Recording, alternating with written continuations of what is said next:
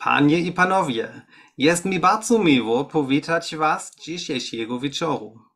Ladies and gentlemen, my name is Martin Fischer, and it is a great pleasure for me to welcome you today to the third part of the series Neighbouring Russia, hosted by the Friedrich-Naumann Foundation for Freedom. I would also like to greet you in Hungarian, but to be honest, that would be too much of a challenge for me. I'm sorry for that. The series consists of 12 episodes in which we want to look at how Russia's neighboring countries reacted to the full-scale invasion of Ukraine almost exactly 1 year ago. What political changes occurred in these states in relation to their large neighbor Russia? How was the Russian war of aggression perceived by the citizens? This is what we want to learn from well-known experts. Today we look at the Central and Eastern European states with a focus on Poland and Hungary. The common historical experiences of both states have led to a very good relationship. In dealing with Russia, however, both act very differently. What are the reasons for this, and how are their citizens thinking about this? These and other questions will be answered in a few minutes. But first, please let me introduce our two experts from today's event, Andrea Virág and Witold Zembaczyński. Andrea Virág is Director of Strategy at Republikon Institute in Budapest. Witold Zembaczyński is member of the Polish Sejm for the Civic Coalition and Vice President of Nowoczesna party. This event will be moderated by my valued colleague Esther Pourvishilova, who is working as a project manager in the Prague office of the Friedrich-Naumann Foundation. Dear Esther, I'm very pleased to see you and give you the floor. Thank you, Martin. I also would like to welcome you because, as you already know, Poland and Hungary are countries that are often lumped together. Both countries have governments classified as nationalist and populist. Both have ongoing procedures on the state of the rule of law with the EU, and both had close ties and supported each other in their politics. However, when the Russian invasion began last year, the reaction to it in both countries could not have been more different. Let's start with Poland. Mr. Zembaczyński. Poland gained quite some international respect over its reaction towards the invasion and its support for Ukraine. So you were supplying arms, taking in refugees and so on. So what went right and what was the reason behind it? But also, were there things that went wrong or at least left space for improvement? Good evening, everybody. I'm so glad to connect with you directly from Warsaw. Just yesterday, President Biden was here, and tomorrow is a special day for our part of Europe because everything changed since 23rd of last year. There is a very big difference between the foreign politics directed to Russia between Hungary and Poland.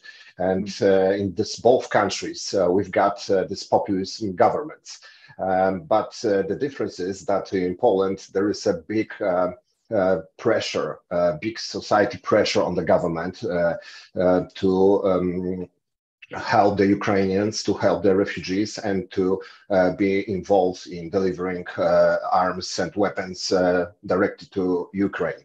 And when the war began, I was personally involved with in all the process of evacuating refugees straight from Ukraine to Poland, and there was no problem to accommodate those people in Polish houses with Polish families. And it was a huge number. We really don't know how big was the volume of those refugees total, but it was really a massive amount of people. But of course, we did right as a society to help those people, but not everything went the way I would like to go. For example, right now in this moment, we've got around 80,000 people from the Ukraine, mostly those are women with children who are using the government facilities for living. So maybe there is no refugee camps in Poland. That's true, because you won't find it. But there is still lots of people who cannot start the normal life in Poland, and they need to use this government facilities for accommodation. And also, lots of those people got a really big mental problems, and problems directly connected with the violence of war. And the huge problem over here was that there was no help, no special mental help for those people. And very often the private person was trying to organize it by themselves. So it was a huge problem. The next thing is that we've got a huge inflation in Poland, and helping cost us a lot. And we are doing this because we know what does it mean, Ruski Mir. Ruski Mir is like a Russian universe, Russian way of life, Russian way of thinking, and we'll never, we don't want to never see it in our country. That's why we were so, it was so easy for us to help. But the truth is that we were using our private money, our private supplies for helping refugees. And we could feel that there is a big lack of European money coming from the European Union directly to that organizations, not to the government. Because the biggest effort that we managed to create with helping was by the private persons and lots of organizations. So the money from the European Union is still needed for the refugees to help them. My way of thinking is that they are not here forever in Poland. We should create conditions for those people to come back after the war to the Ukraine, to rebuild the Ukraine, because you cannot administrate the country if you've got no infrastructure, because it's damaged. I have seen it just a few weeks ago, being personal in Bakhmut, in Donbass. Every city in this area of Ukraine is totally damaged. And the Russians just live after themselves, only the total damage, nothing more. So the people need to go back. They are our guests right now, but they really need to go back to the Ukraine. So it's also a really huge problem for us that we feel that our helping is taking such a long time, and we don't feel the support of the government. Maybe the government is taking care of some weapon delivering process, but it's not only about the weapon, it's also about the people. Even here in Warsaw, you can hear on the streets that there is really plenty of Ukrainians people, most women and children, that they are just here for a moment and they need to go back, and we need to create a process for getting them good conditions to coming back to Ukraine to rebuild the country. But first of all, the war must be ended. So for us in Poland, it's absolutely normal to use all our supplies to finish the war, and also to make a big pressure for the other countries, for example, Hungary, when we are talking about the sanctions, because I cannot imagine that there is a country which is a part of European Union, which is a part of NATO, and it's cooperating with Russia, doing it only for its own business as usual, business with gas and oil. So I'm really glad that we can discuss about it, and telling the truth, it's a really huge difference between the way of looking on the war in Poland and Hungary, because in Poland we've got a really strong civil society, and maybe we don't have the rule of law, because the populists just damage all the law system, and with the government media are absolutely corrupt, but we still have got the internet and lots of people with goodwill to make the pressure to our region for helping Ukraine. Thank you, Mr. Zembaczyński.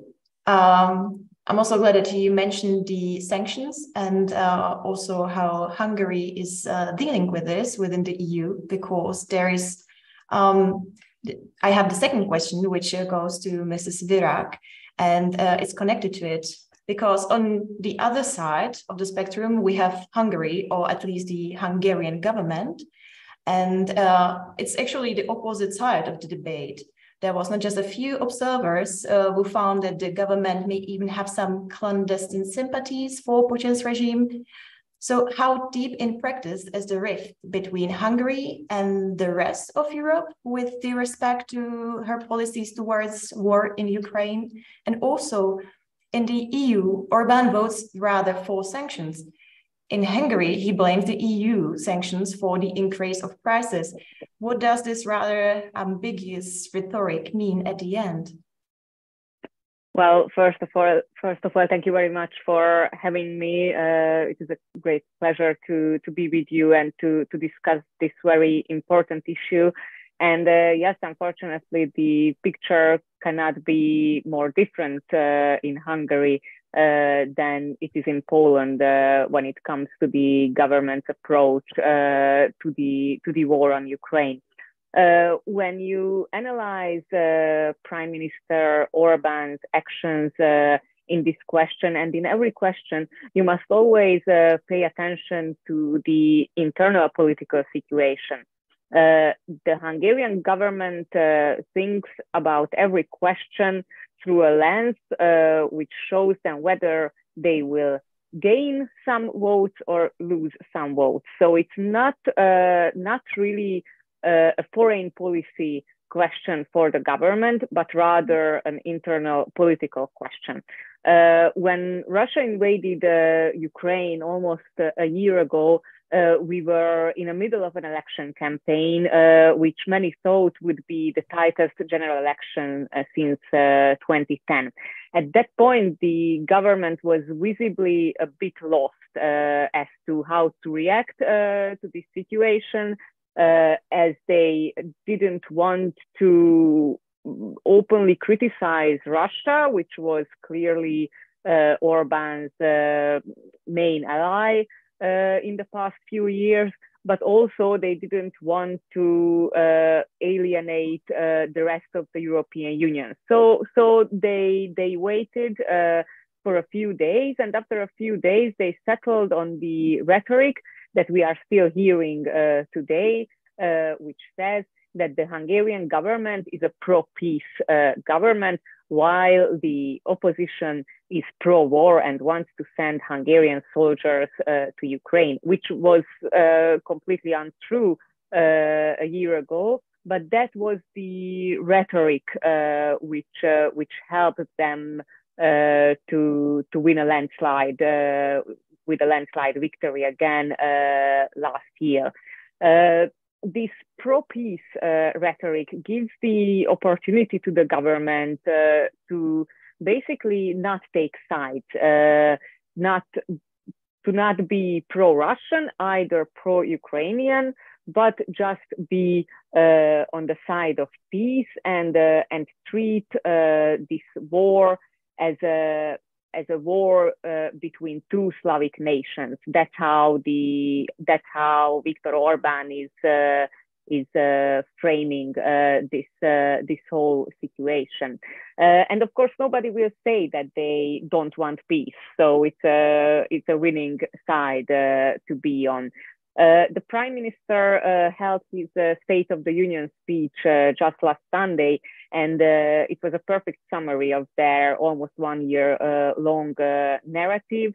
It was a mix of messages, to be honest, involving, of course, the admission that Russia is the aggressor. So they are admitting that. However, they are saying that the war is only prolonged because the US and the EU are supporting the war with weapons, with money, and of course with the sanctions. When it comes to the inflation and sanctions, it is very, very important to know that the Hungarian inflation started to increase months before the war. So it was not the product of the war. Many experts argue that it started to rise at the beginning of 2022, partly because of the very irresponsible spending, government spending during the election campaign. However, for the first time since 2010, the government had to face economic problems, which became more serious after the war started and became more serious after they won the elections. I think that they realized that the government communication machine and propaganda machine won't be able to convince people that the country is in a good shape and everything is perfect. However, they can maybe convince them that it is not the government's fault. So they had to find a scapegoat to blame. And unfortunately, after 10 years of, or more than 10 years of anti-European rhetoric in Hungary, it was an easy pick for the government to turn to Brussels and blame the European Union and the sanctions for these problems, while they are claiming to be, as always, the defenders of Hungary and only care about Hungarian interests, and that's why they oppose these sanctions, because that will lead to higher prices, higher energy prices, and so on. Yeah, thank you.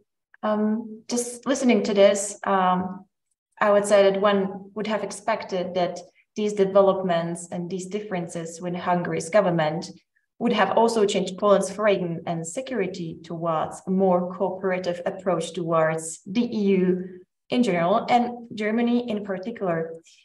It doesn't really seem to be the case. Mr. Zembaczyński, why is it so? Why nothing really happened in this sense? Yeah, but the most of decisions and the movements that is made in Poland by the Polish populist government is made especially for the inside politics.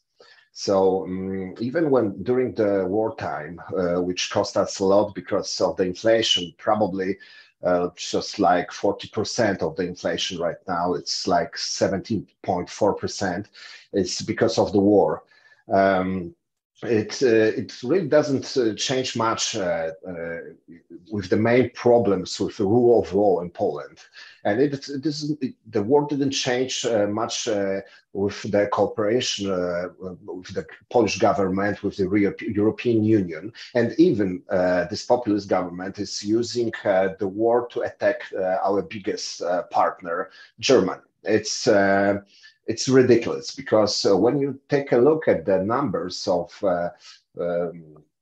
how big is the help coming from the West, Germany is second after the United States.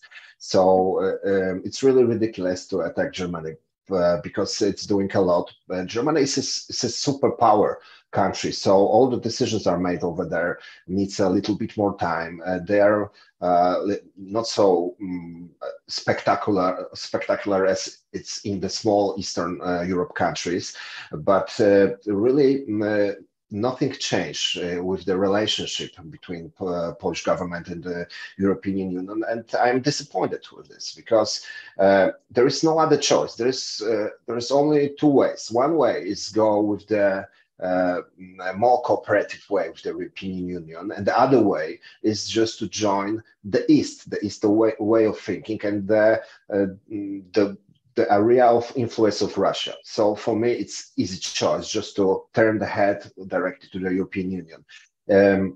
Most of those decisions right now, which we are forcing in the Polish parliament, are connected with the rule of law, the lack of rule of law in Poland. That's why we didn't receive the money from this special fund for rebuilding Europe after the pandemic, after the COVID. The Polish didn't receive any money from the European Union. So we are still waiting for it, and probably till the next election, which will be in this year, in the autumn, nothing will be changed. I think that as long as the right side populists will be creating the government in Poland, we'll get bigger problems, economical problems. And I'm really surprised that they I'm not trying to get closer to Germany during this time and other Western countries because it's really, you can't find any logic arguments for it. It's only all the decisions are directly for the inside politics. Just they are created for the government media and just to create propaganda. It's so easy to criticize Germany, for example, for the case of tanks. It took so long time to prepare the decision, but the truth is it's not so easy to prevent those kind of weapons to Ukraine, but it's so needed. I was talking about the visit in Donbass, in Bakhmut last month. I haven't seen there any Western weapons, just the post-Soviet weapons, which it's really old equipment, and it's won't prevent the victory for the Ukrainians, especially when I hear that the sanctions right now are just made for 6 months. After this 6 months, they should be renewed, made as a new decision, and our Hungarian partners are making problems with this. So it's easy for the countries that are not on the front line as Poland, especially for Hungary, to create their own politics. But I think it's the time for the solidarity right now. And the solidarity of nations is only way for stopping Russians and to get this war to the end, I think. Thank you. Thank you. We already have a few questions in our Q&A tool, so I would also like to encourage the other viewers, if they would like to ask questions, our experts, you are very much welcomed to do so in the Q&A tool that you can see just at the low point of the Zoom. There is a question regarding Hungary. So Mrs. Virág, the Hungarians share some rather best historical experiences with the Russian Soviet invading forces, just thinking of 1956. And also Hungarians as nation do not really seem to be so hostile towards the EU. So if we sum it up, the government is more out of sync with the population than this is the case with Poland, because in Poland we see that they are pretty much united on the stand on Ukraine. So why is the reaction so different, and why does this not backfire on Orbán's government? Yes, well, it is a very interesting question. First, I would like to answer both parts of your question, one regarding to the EU and one to Russia. First, when it comes to the European Union, yes, the Hungarian population is pro-European, and even Fidesz voters know that our country is benefiting greatly from our membership. However, it does not mean that they are not critical when it comes to the question of how the EU should operate and function, in which direction the EU should go. You've seen that with the migration quota. You've seen that with LGBTQ questions, and now you are seeing it with the sanctions against Russia. And you are also right that Hungary has a rather negative experience when it comes to Russian or Soviet invading forces. However, there is a third point of view that the government has been pushing for the last decade, that exactly because of our history, Hungary should only depend on itself. We cannot depend on Russia or on China, but we also cannot depend on the West. And they explain it exactly with our history, which I don't have enough time to go into details. But if you only think about the revolution of 1956, there is an interpretation often emphasized by Fidesz and other right-wing parties that the failure of the revolution was partly because the Western world betrayed Hungary and did not come to help us.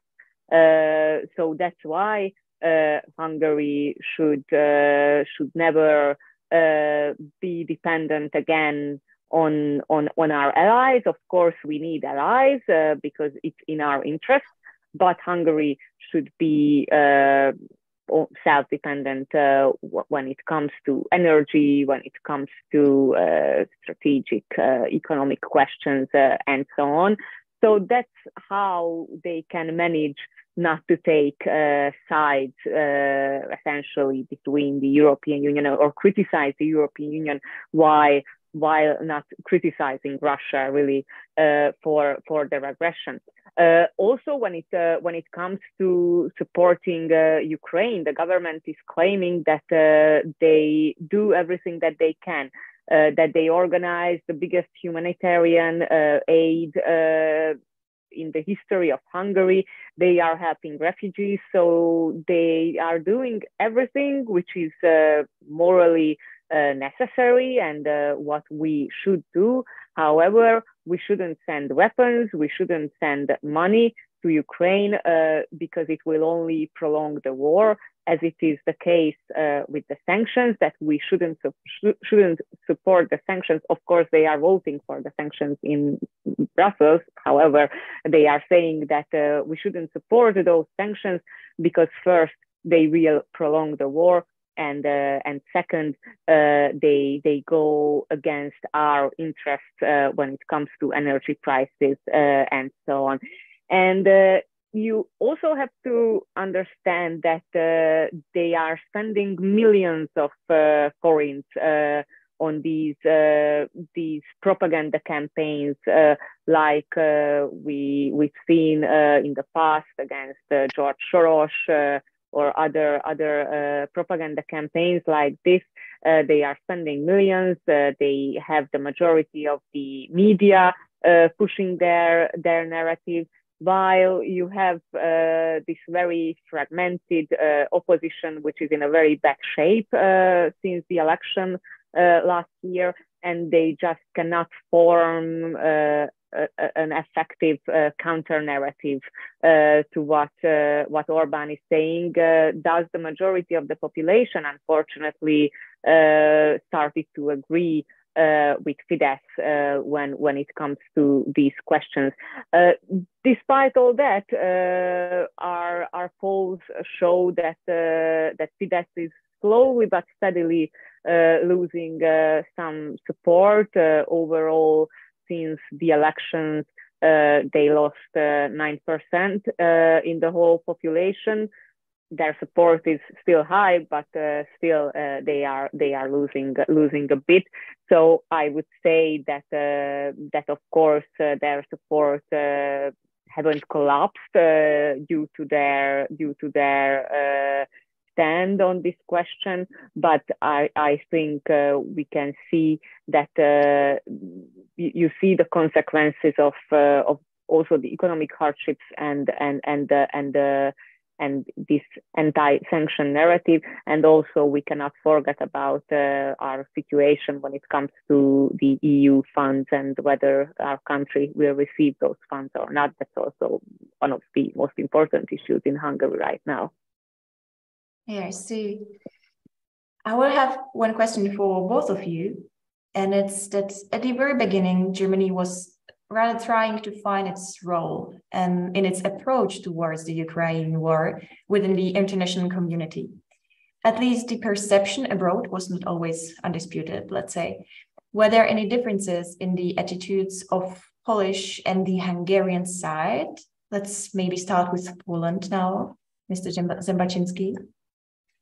Yeah, the main problem was that many of leaders, for example, Angela Merkel was thinking that making business with Russia will provide the peace in Europe. We know the Russia very well in Poland, and we knew it's wrong. And when you make the business as usual with gas and oil, it's really hard to turn the switch to off and cut all the supplies, which is so needed for all the German countries. So it took us such a long time to understand that there's only one way to stop the war. It's just to cut the money flow to the Russia. And it's not even reached right now. For example, 10% of oil that is getting to Poland is still coming from the Russia direction. The only way to stop the war is to... Oh, there was probably some interruption of the internet. So maybe Mrs. Virág, if you could start with your answer. Yes, sure. Well, as I said at the beginning, Fidesz was very hesitant when Russia invaded Ukraine. They really did not know. Maybe. I'm back. Do you hear me? I'm really apologize for this small problem. I need to take off my phones. No worries. I think right now, when all decisions were made, especially the decision for delivering the weapons, will change the foreign policy of Germany. It's a hard way, but it's the only way, and it's really there is no other way. There is no space for the decisions that will provide getting money from the European countries to the Russian Empire. So maybe at this moment we'll need to also talk a little bit more with our societies, just explain the people that it's a tough time for everybody, but there is no other way. Right now, I think that Germany is also trying to convince the people inside the country that maybe this hard time will be finished. But first of all, we need to convert our links inside the European Union, especially when the elections are getting closer. For example, in Poland, we are really worried right now in Poland about the influences from Russia, that they might just provide the next winning for the right side populism. Hopefully not. Thank you.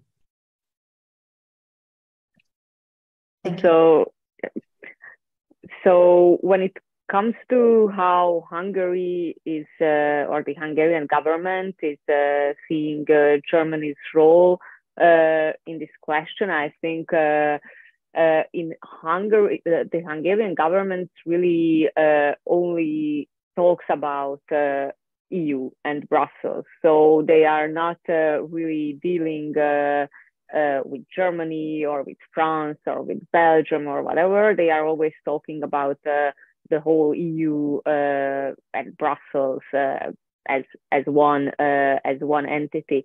When, as I mentioned, the Prime Minister held his State of the Union speech last weekend, and he started to go back in time a bit to point out that there were we've seen Russian aggression before.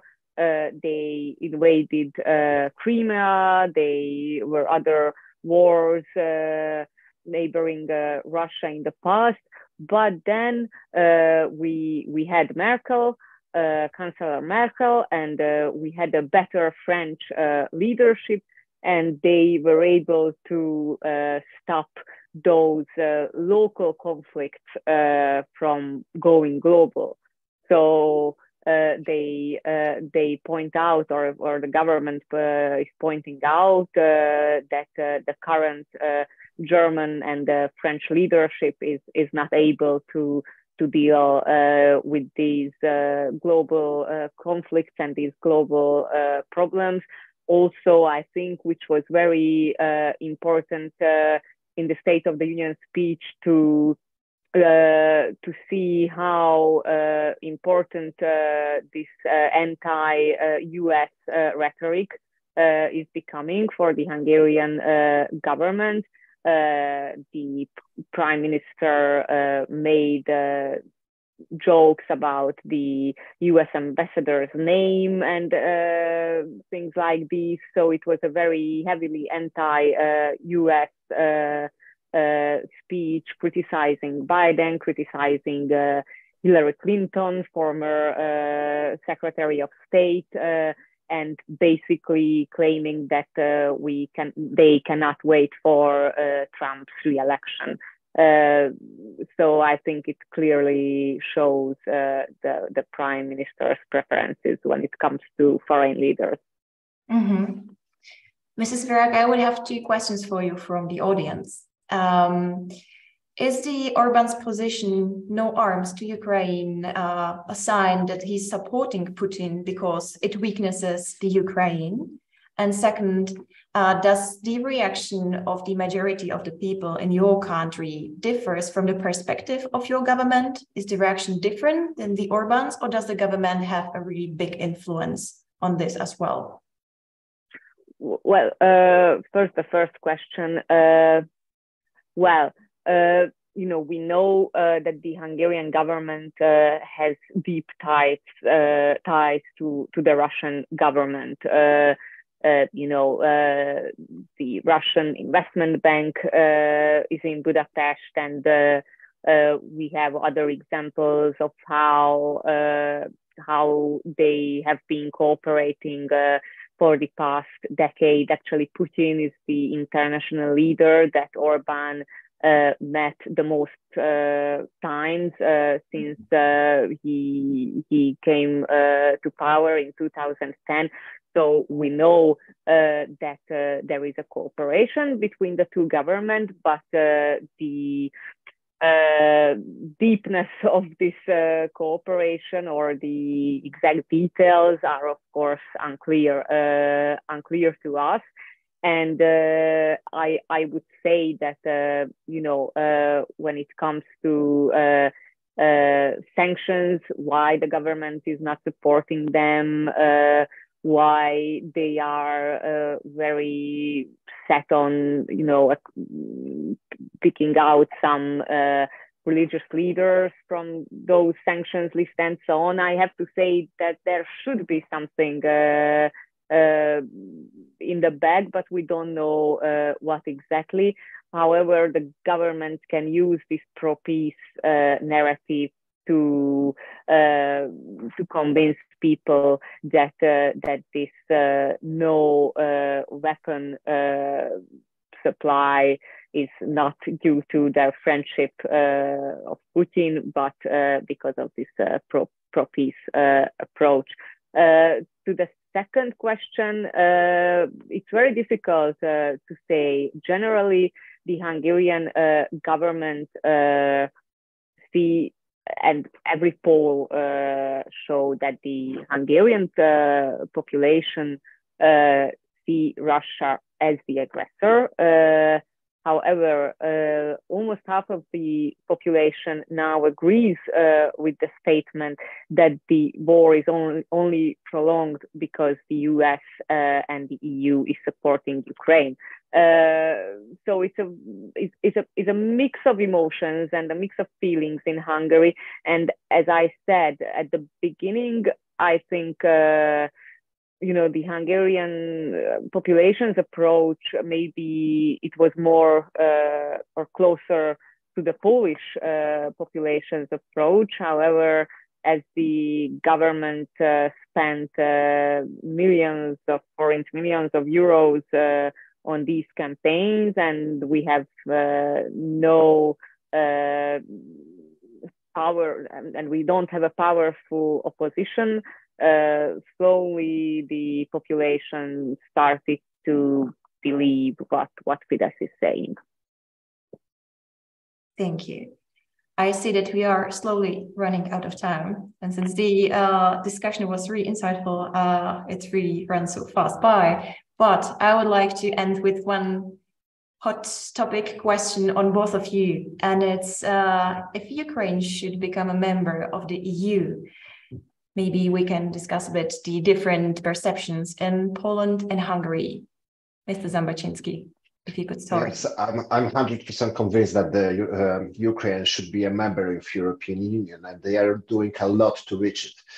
President Zelensky is fighting with the corruption inside, and also is changing lots of things to prepare the country to enter the European Union.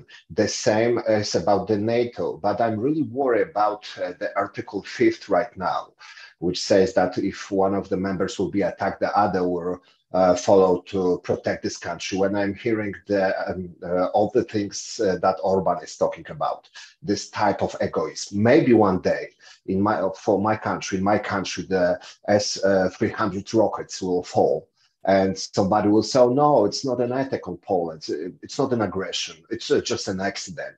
So I'm really worried about the situation in the Hungary, because there's no space to right now for people to wonder if it's right to help Ukraine or if it's wrong, because if there won't be a big amount of international help also coming from Hungary, the war will go on, and as long as the war will go on, all the problems we've got in the European Union will last. So it's really it's really hard for me to imagine the other way of thinking. Just we should stand with Ukraine, and we should help the Ukraine till the Putin will fall. Thank you so much.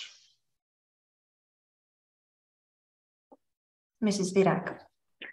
Yes, I absolutely think that Ukraine's integration to the Western world is key.